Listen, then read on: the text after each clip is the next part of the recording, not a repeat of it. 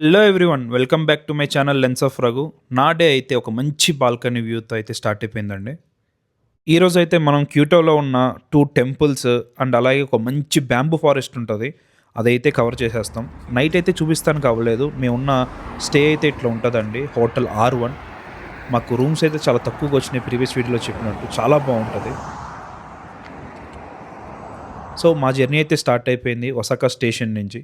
ముందుగా అయితే నేను కాస్త అమౌంట్ అయితే విత్‌డ్రాల్ చేసుకున్నాను. ఇక్కడ ఏటీఎమ్స్ కూడా మనకి ఇంగ్లీష్‌లో, జపనీస్‌లో కూడా ఉంటాయి. మనం ఈజీగానే అండర్‌స్టాండ్ చేసుకోవచ్చు. రెగ్యులర్ ఏటీఎం యూసేజే ఉంటది. మన ఒక్క రూపాయి వచ్చి వీళ్ళకి 1.7 యెన్ అండి. అంటే వాళ్ళ కరెన్సీలో. అంటే మన రూపాయి ఎక్కువనమాట. మేమైతే కాస్త అమౌంట్ అయితే విత్‌డ్రాల్ చేసేసుకున్నాం. ఒక 50,000 యెన్. అంటే మన కరెన్సీలో ఆల్మోస్ట్ 28,000 అండి. అండ్ అలాగే వీళ్ళ దగ్గర కాయిన్స్ అయితే ఇట్లుంటాయండి. 500 యెన్, 100 యెన్, 10 యెన్ అండ్ అలాగే 50 యెన్ అనమాట. ఈ 50 యెన్నే కొద్దిగా డిఫరెంట్‌గా ఉంది. ఏదో బొక్క పెట్టారు మరి ఎందుకో తెలీదు. ఇక్కడ జపాన్‌లో మీరు ఏ స్టేషన్‌కెళ్ళినా ఇలా టికెట్ వెండింగ్ మెషిన్స్ ఉంటాయండి. ఈ టికెట్ వెండింగ్ మెషిన్స్‌లో ఏంటంటే మీరు స్టేషన్ టు స్టేషన్ టికెట్ తీసుకోవచ్చు. లేదా కొన్ని చోట్ల అంటే ఇప్పుడు ఈ ఒసాకా అలాంటి మెయిన్ సిటీస్‌లో ఏంటంటే డైలీ పాసెస్ ఉంటాయన్నమాట. సో, ఆ డైలీ పాస్ తీసుకుంటే మీరు ఆ మెట్రో లైన్‌లో అంటే ఇక్కడ ఆల్మోస్ట్ 6, 7 లైన్స్ ఉంటాయి. ఈ లైన్‌లో ఎక్కడి నుంచి ఎక్కడికైనా తిరగొచ్చు ఒక పాస్ పట్టుకొని అనమాట. అంటే మళ్ళీ మళ్ళీ టికెట్ అయితే తీసుకోక్కర్లేదు. చాలా బెనిఫిట్ అవుతది. రెగ్యులర్ టికెట్స్ కంటే 1 డే పాస్ తీసుకుంటే మీకు ఆల్మోస్ట్ రూ. 100 అయ్యేది రూ. 30తో అయిపోద్దనమాట. చాలా బెనిఫిట్ ఇదైతే మర్చిపోకండి. మేమైతే 2 డే పాసెస్ తీసుకున్నాం. మాకు మనిషికి 620 యాన్ పడిందండి. అంటే మన కరెన్సీలో మనిషికి రూ. 356 పడిందనమాట. దీని మీద ఇలా డేట్ ఇవన్నీ ఉంటాయి. అండ్ ఇక్కడ మీరు ఎలాంటి కన్‌ఫ్యూజన్ లేకుండా ఇలాంటి షీట్స్ ఉంటాయండి. అంటే రూట్ మ్యాప్ అనమాట. ఎన్ని లైన్స్ ఉంటాయి, ఎక్కడికెక్కడికి ఎళ్తాయి ఇవన్నీ. ఇది కూడా దగ్గర ఒక ఫోటో పెట్టుకోండి, ఉపయోగం ఉంటది. మెట్రో లోపలికి ఎంటర్ అయ్యేటప్పుడు ఇలా కనిపిస్తదండి. సో, ఇక్కడ టికెట్ ఇన్సర్ట్ చేస్తే మనకు అటు సైడ్ నుంచి వచ్చేస్తుంది. ఈ పాస్ అయితే మనకి 1 డే వ్యాలిడిటీ అయితే ఉంటదండి. సో, ఒసాకా మొత్తం తిరగొచ్చు ఈ పాస్‌తో. అండ్ అలాగే మనం ఎక్కాల్సిన ట్రైన్ అయితే వచ్చేసింది. మనమైతే ఇక్కడి నుంచి ఫస్ట్ హిగాషి ఉమేదా అనే ఒక స్టేషన్‌కెళ్తామండి. సో, అక్కడి నుంచి వేరే ట్రైన్, సబ్‌వే ట్రైన్ అనమాట. అంటే ఈ మెట్రో కాదు. Metro only Osaka internal city వరకే తిరుగుతాయి. మనం క్యూటో ఎళ్తున్నాం కాబట్టి డిఫరెంట్ సిటీ కాబట్టి మనం వేరే ట్రైన్ అయితే తీసుకోవాలి. సో, ఆ ట్రైన్‌కి సెపరేట్ టికెట్ ఉంటది. మనమైతే ఫస్ట్ క్యూటో ఎళ్తాం. అక్కడి నుంచి నెక్స్ట్ ఇంకొక ట్రైన్ తీసుకొని ఇనారి, అది మన ఫైనల్ డెస్టినేషన్ అనమాట. ఇనారి స్టేషన్ అనేది. సో, అక్కడికెళ్తాం అనమాట. అక్కడి నుంచి జస్ట్ వాకబుల్ డిస్టెన్స్, అంటే 2 మినిట్స్ వాక్ కూడా ఉండదు. స్టేషన్ బయటికి రాంగానే మనం ఎళ్ళాలనుకున్న ప్లేస్ ఒక టెంపుల్‌కెళ్ళిపోతాం. అయితే మనం హిగాషి యుమేదా మెట్రో స్టేషన్ నుంచి బయటకొచ్చి సబ్‌వే స్టేషన్ లోపలికెళ్దామండి. అక్కడ ట్రైన్ తీసుకొని క్యూటో ఎళ్దాం. స్టేషన్ నుంచి బయటకి రాంగానే మీకు బస్ ఫెసిలిటీ కూడా ఉంటుందండి. బట్ బసెస్ అయితే చాలా చేంజ్ అవ్వాలి. ఇప్పుడు ట్రైన్‌లో ఎళ్తేనే మనం 3 ట్రైన్‌లు చేంజ్ అవుతున్నాం. బస్ అయితే ఇంకా కన్‌ఫ్యూజన్ ఉంటది. బట్ ఇలా ఎలా చేంజ్ అవ్వాలి, మనకెలా తెలుస్తది అనేది నేను ఇంకొక 2 నిమిషాలైతే ఎక్స్‌ప్లెయిన్ చేస్తాను. ఇన్నారికి ఎళ్ళంగానే మనం. అంటే ఇది ఎలా చూసుకోవాలి, ఏ ట్రైన్ ఎప్పుడు ఎక్కాలి, ఎక్కడి నుంచి ఎక్కాలి, ఏ ప్లాట్‌ఫామ్‌లో ఎక్కాలి, ఏ ప్లాట్‌ఫామ్ నుంచి బయటికి రావాలి. అది చాలా సింపుల్‌గా తెలుసుకోవచ్చు. ఎలాంటి కన్‌ఫ్యూజన్ ఉండదు. చాలా ఈజీగా చేయొచ్చండి అది. నేను చెప్తాను క్లియర్‌గా. అలా నడుచుకుంటూ వచ్చేటప్పటికి నాకైతే బాగా ఆకలేసింది, పొద్దునుంచి నేను తినలేదు. సో, మేమైతే ఇక్కడ 7-Eleven అని ఉంది. మీరు ఒకవేళ మలేషియా, థాయిలాండ్ ఇలాంటివి వెళ్తే మాత్రం బీభత్సంగా రోడ్డు కూడా కనిపిస్తది ఎలాంటిది. ఇక్కడ చాలా తక్కువ ప్రైస్‌లో కూడా దొరుకుతాయి. సో, నేనైతే ఒక కాఫీ అలాగే పీనట్స్ ప్యాకెట్ అయితే ఒకటి తీసేసుకున్నాను. ఇందాక నేను చెప్పినట్టు ఈ హిగాషి యుమేదా సబ్‌వే స్టేషన్‌లో ఒక ట్రైన్ టికెట్ అయితే తీసేసుకుంటామండి. మనకి ఇప్పుడు క్యూటో వెళ్తానికి. ఆ క్యూటో వెళ్ళాక అక్కడ దిగి మళ్ళీ అక్కడి నుంచి ఇంకో ట్రైన్ తీసుకొని ఇనారికి వెళ్ళిపోతాం అనమాట. ఇక్కడ నుంచి మనకి క్యూటో వచ్చేసి ఆల్మోస్ట్ 26 మినిట్స్ పడతది. అంటే హాఫ్ అన్ అవర్ ఏసుకోండి. ఈజీగా హాఫ్ అన్ అవర్ అయితే పడతదనమాట ట్రావెల్ టైమ్. 2 టికెట్స్ వచ్చి 1160 యెన్ పడిందండి. అంటే మన కరెన్సీలో రూ. 667 పడింది. సో, మనిషికొచ్చేసి రూ. 335 అలా పడిందనమాట ఈ టికెట్ ఒక్కొక్కటి.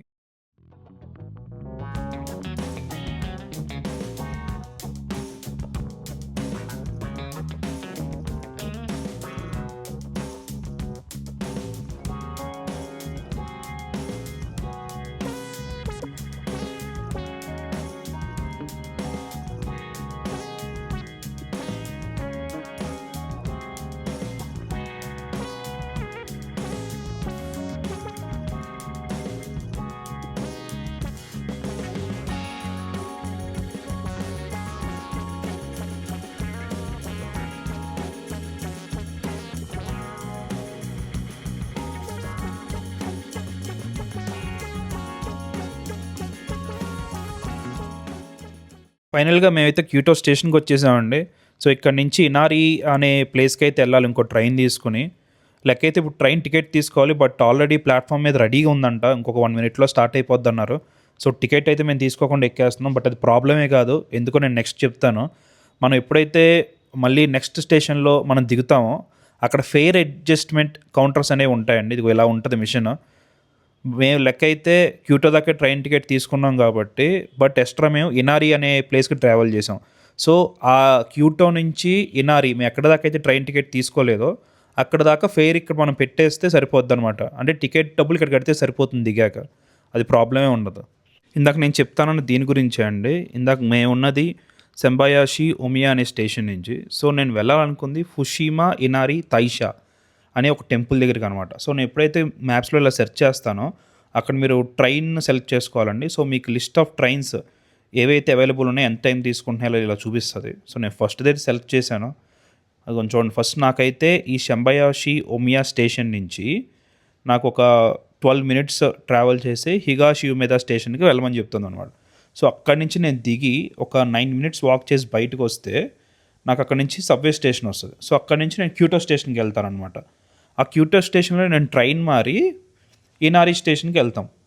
సో, ఇలా ఈజీగా చూసుకోవచ్చనమాట. సో, ఎక్కడి నుంచి ఎక్కడికెళ్ళాలి అండ్ ఏ ప్లాట్‌ఫామ్‌లో నుంచి ఎక్కాలి, ఏ ప్లాట్‌ఫామ్ నుంచి బయటికి రావాలి, అంటే ఏ ఎగ్జిట్ నుంచి బయటికి రావాలి అనేది చాలా క్లియర్‌గా ఉంటది. మీకు కావాల్సిందల్లా ఒక గూగుల్ మ్యాప్స్ రెడీగా పెట్టుకోండి చాలు.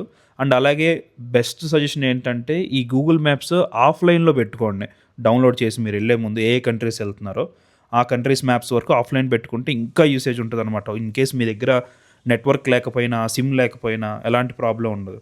సో, చూడండి ఇదిగోండి. ఇలా మీకైతే క్లియర్ కనిపిస్తాయి. ఎన్ని ప్లాట్‌ఫామ్స్ ఉన్నాయి, అంటే ఏ ప్లాట్‌ఫామ్ నుంచి ఎక్కాలి అండ్ ఎన్నెన్ని ప్లేసెస్‌లో అయితే ఇది ఆగుతది, ఎన్ని స్టాప్స్ ఉన్నాయి. మనకిక్కడ పింక్ కలర్, బ్లూ కలర్ ఇలా చూపిస్తున్నాయి కదండీ! Different colours. ఇదేంటంటే అనమాట అక్కడ లోకల్స్‌లో ఉన్న డిఫరెంట్ లైన్స్. ఇన్ కేస్ మీరు హైదరాబాద్ గానీ, బెంగుళూరు ఇలా మెట్రోలో తిరిగితే మాత్రం మీకు ఈజీగా ఐడెంటిఫై అవుద్ది. ఎందుకంటే ఇక్కడ డిఫరెంట్ డిఫరెంట్ లైన్స్ ఉంటాయి. Red line, blue line, green line అని. సో, సేమ్ అదే అండి. జస్ట్ ఆ లైన్‌కెళ్ళండి, ట్రైన్ తీసుకోండి, వెళ్ళిపోండి. ఇది ఇనారి స్టేషన్ అండి. ఇనారి స్టేషన్ ఇలా కనిపిస్తది మనకి. ఇనారి స్టేషన్ నుంచి బయటికి రాంగానే మన టెంపుల్ మెయిన్ ఎంట్రన్స్ కనిపిస్తుంది. ఇగో టెంపుల్ ఎంట్రన్స్ ఇలా ఉంటదండి. ఇప్పుడు మనం జపాన్‌లోని క్యోటోలో ఉన్న ప్రసిద్ధ ఆలయాల్లో ఒకటైన ఈ ఫుషిమా ఇనారి తైషా అనే ఆలయం గురించి అయితే తెలుసుకుందామండి. ఇది జపాన్‌లోని అత్యంత ప్రసిద్ధ ఆలయాల్లో షింటో ఆలయాల్లో ఒకటండి. షింటో అంటే ఒక జపాన్‌లోని ప్రాచీన మతం అండి.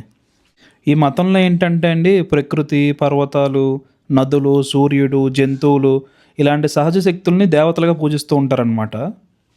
ఈ ఆలయం ఇనారీ దేవుడికి అంకితం చేయబడిందంట. ఇనారీ అనే ఆయన ధాన్యం, వ్యవసాయం, వ్యాపారం మరియు సంపదలకు దేవుడంటండి ఇక్కడ. అండ్ అలాగే ఈ ఆలయంలో మనం ఎక్కడ చూసినా నక్క విగ్రహాలు కనిపిస్తూ ఉంటాయండి చాలా ఎక్కువగా. ఎందుకంటే ఈ నక్కల్ని ఈ ఇనారీ దేవుడికి దూతలుగా భావిస్తూ ఉంటారనమాట. ఇక్కడ వీళ్ళేదో పూజలైతే చేస్తున్నారండి. అగో అక్కడ కనిపిస్తున్నారు కదా! వైట్ డ్రెస్ ఏసుకొని. ఆయన మెయిన్ పూజారి గారనుకుంటా. ఆయనేదో పూజలైతే చేస్తున్నారు. ఈ గ్రిల్‌లోంచి మనకైతే అంత ఎక్కువేం కనిపించట్లేదు సరిగ్గా. ఈ గ్యాప్‌లో అయితే మాకొక పెద్దాయనొచ్చి తినటానికి ఏవేవో ఇచ్చారండి. కాసేపు మాట్లాడారు. ఆయన గూడా హిందూ మతాన్ని గౌరవిస్తారంట. సో, ఇవైతే ఏదో తేగలు మనం తింటే ఎట్లుంటాయి అలా ఉన్నాయి కాల్చి. బట్ ఇవేవో కాయలు. తింటే మాత్రం తేగల్లా ఉన్నాయన్నమాట.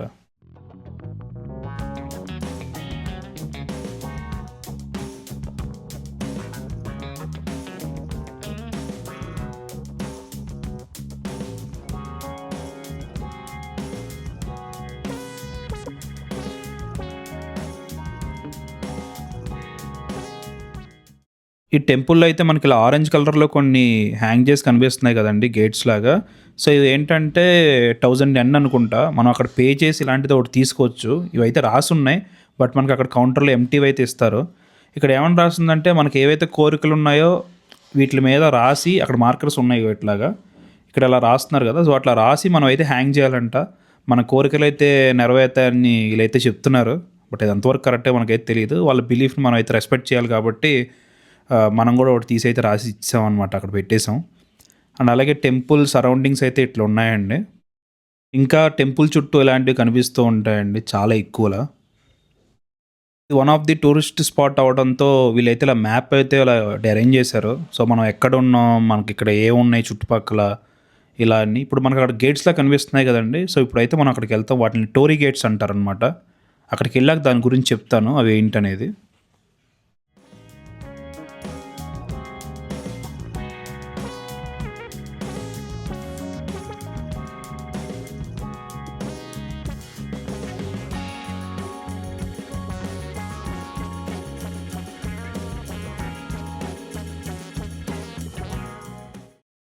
ఈ టెంపుల్ ఇంకో స్పెషాలిటీ ఏంటంటే అండి, మనకిక్కడ వేల సంఖ్యలో ఆరెంజ్ కలర్ గేట్స్ అయితే కనిపిస్తాయండి. ఇది ఇక్కడ టెంపుల్ నుంచి మన కొండెక్కే మార్గంలో అయితే ఉంటాయి. ఇవి సుమారు 10,000 పైగా ఉన్నాయంట. మనం పైకెళ్ళే కొద్దీ ఇవి కనిపిస్తా ఉంటాయి. మొత్తం ఇది 2-3 గంటలు టైం పడుతుందంట. 4 కిలోమీటర్ల ఫుల్ స్ట్రెచ్ మొత్తం ఉంటాయి ఇవి. మనం ఇందాక మ్యాప్‌లో చూసాం గదా! సో, అట్లా మొత్తం ఫుల్ స్ట్రెచ్ ఉంటదనమాట. దాని పక్కనే ఇవి కూడా ఉన్నాయి చూడండి. ఇందాక మనం చెప్పాం కదా కోరికలు రాస్తున్నారని. కొంతమంది ఇలా చీటీల మీద కూడా రాసి పెడుతున్నారనమాట. నేనైతే ఆ 3-4 కిలోమీటర్స్ వాక్ అయితే చేయటం లేదు. నాకు వేరే ప్లాన్స్ ఉన్నాయి. అంటే వేరే ప్లేసెస్ చూడాలి. సో, అందుకని అదైతే స్కిప్ చేశాను. బట్ టెంపుల్ చుట్టూ అయితే షాపింగ్‌కి చాలా అవుట్‌లెట్స్ ఉన్నాయి. చాలా చిన్న చిన్న షాప్స్ ఉన్నాయి. ఇక్కడైతే కీ చైన్స్, వుడ్‌తో చేసిన బొమ్మలు ఇలాంటి చాలా చాలా ఐటెమ్స్ ఉన్నాయండి. ఒకవేళ ఇక్కడికొస్తే మాత్రం ఇలాంటివి తీసుకోండి. తక్కువ ప్రైస్‌లోనే ఉన్నాయి. మరీ ఎక్కువ ప్రైస్ అయితే ఏం లేవు. మన కరెన్సీలో చూసుకుంటే ఒక 250, 100 ఆ రేంజ్‌లోనే ఉన్నాయన్నమాట. ఈ ఆలయం స్టార్టింగ్‌లోనే ఈ కర్రలతో చేసిన పంపులైతే ఉన్నాయండి. వీళ్ళు ఐరన్ ఇలాంటి ప్లాస్టిక్ అయితే వాడలేదు. భలే విచిత్రంగా ఉన్నాయి అయైతే. అండ్ మనమైతే వేరే ప్లేస్‌కైతే వెళ్ళిపోతున్నామండి. మన నెక్స్ట్ లొకేషన్ వచ్చేసేటప్పటికి సగా అరిషియామా స్టేషన్ అండి. సో, అక్కడి నుంచి మనం తెన్రియాజీ టెంపుల్‌కెళ్తాం. సో, ఆ తెన్రియాజీ టెంపుల్‌కి ఆనుకునే మనకి బ్యాంబూ ఫారెస్ట్ కూడా ఉంటది. చాలా బావుంటది. ఇదైతే చూడండి మిస్ అవ్వకుండా. ఇందాక మీకు మ్యాప్‌లో చూపించినట్టుగా ఫస్ట్ ఇప్పుడైతే మనం క్యూటో స్టేషన్‌కైతే వెళ్తామండి. సో, క్యూటో స్టేషన్‌లో ఇంకొక ట్రైన్ మారి సాగా అరిషియామా అనే స్టేషన్‌కెళ్తాం. అక్కడి నుంచి జస్ట్ ఒక 5-10 మినిట్స్ వాక్ చేస్తే మనం అనుకున్న తెన్రియాజీ టెంపుల్ అయితే వచ్చేస్తుంది. అండ్ అక్కడి నుంచి ఇంకొక 5 మినిట్స్ వాక్ చేస్తే మనకి బ్యాంబూ ఫారెస్ట్ కూడా వచ్చేస్తుందనమాట. సో, ఇప్పుడు మన ట్రావెల్ అయితే స్టార్ట్ అయిపోయింది. ఇక్కడి నుంచి జస్ట్ 15-20 మినిట్స్ టైం పడుతదంట అక్కడికి వెళ్తానికి. మనమైతే అక్కడికెళ్ళాక మాట్లాడదాం మళ్ళీ.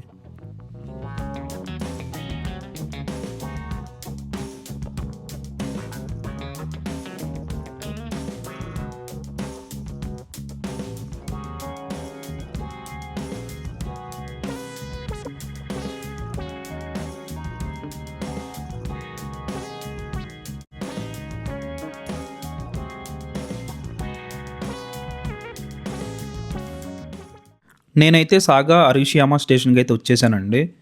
ఇక్కడ నుంచి మనం లెఫ్ట్ సైడ్ ఎళ్ళి బయటికెళ్ళిపోతే మనకి ఎగ్జిట్ అనమాట.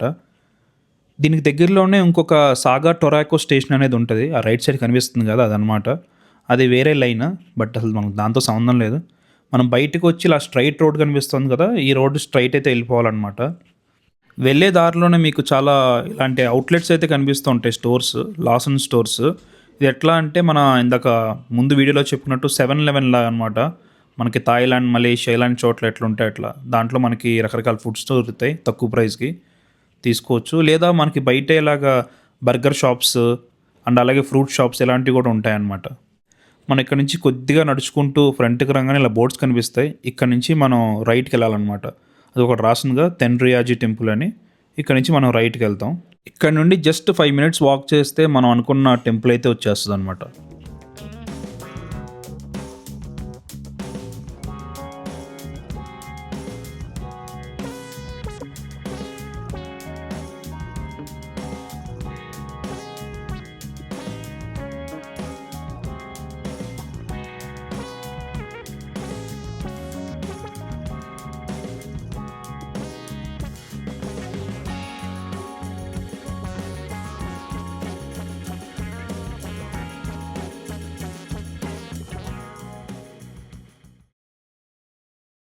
వెళ్ళే దారిలోనే మనకైతే రకరకాల జపనీస్ ఐటెమ్స్ అయితే కనిపిస్తాయండి. ఫుడ్ ఐటెమ్స్, ఐస్ క్రీమ్స్, రకరకాల ఐటెమ్స్ అనమాట.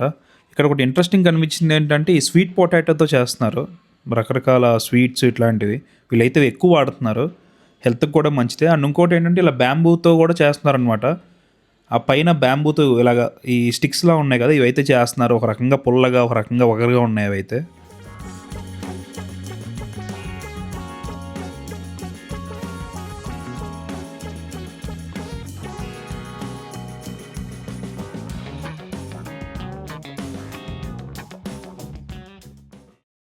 టెంపుల్ ఎంట్రన్స్ అయితే ఇదండి.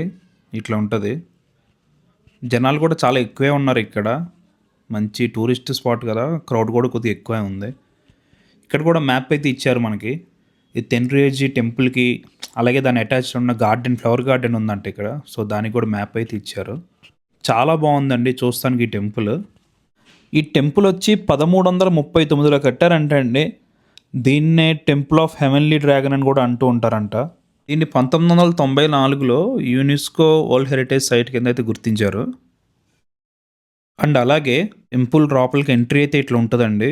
మనకైతే వీడియో తీయకూడదని చెప్పారు లోపల. ఇక్కడ చెప్పులు ఇప్పేసి కూడా వెళ్ళాలంట. బట్ టికెట్ కౌంటర్ ఇది. ఇక్కడ టికెట్ తీసుకొని లోపలికెళ్ళాలి.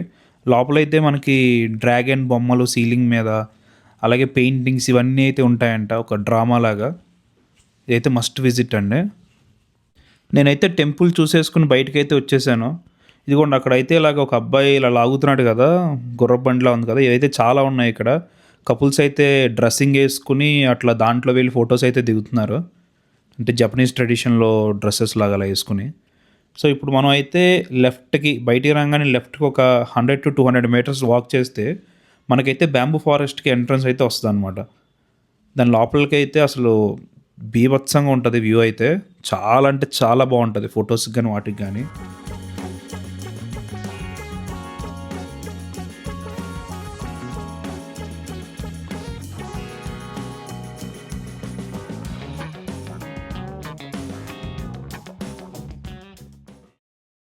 బ్యాంబూ ఫారెస్ట్ ఎంట్రన్స్ అయితే ఎట్లా ఉంటదండి.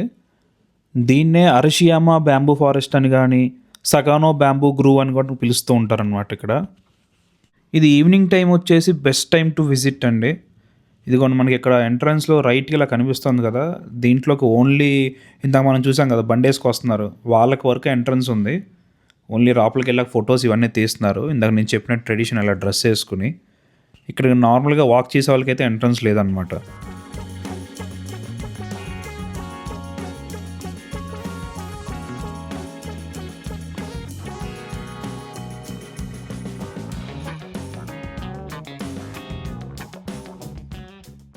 ఈ ప్లేస్ అయితే చాలా ఆహ్లాదకరంగా ఉంటుందండి. నేను 1, 2 అవర్స్ అయితే స్పెండ్ చేసేసాను ఇక్కడ. స్పెండ్ చేసేసి మళ్ళీ నేను ఒసాకాకైతే వెళ్ళిపోతున్నా మెయిన్ సిటీకి. ఎందుకంటే అక్కడి నుంచి నేను డోటాన్బోరి అని చెప్పి ఒక నైట్ లైఫ్ ఉండే ఏరియా ఉంటది. చాలా బావుంటది. షాపింగ్ గానీ, నైట్ లైఫ్‌కి గానీ. అక్కడికైతే వెళ్తున్నాను. ఆ వీడియో అయితే దీంట్లో యాడ్ చేయట్లేదు. సెపరేట్ వీడియో అయితే చేస్తాను. జపాన్ నైట్ లైఫ్ అని చెప్పి. అయితే మిస్ అవ్వకుండా చూడండి. కంటెంట్ మీకు నచ్చినట్లయితే please subscribe to my channel lens of Raghu. And అలాగే ఈ వీడియోని లైక్ చేసి షేర్ చేయండి.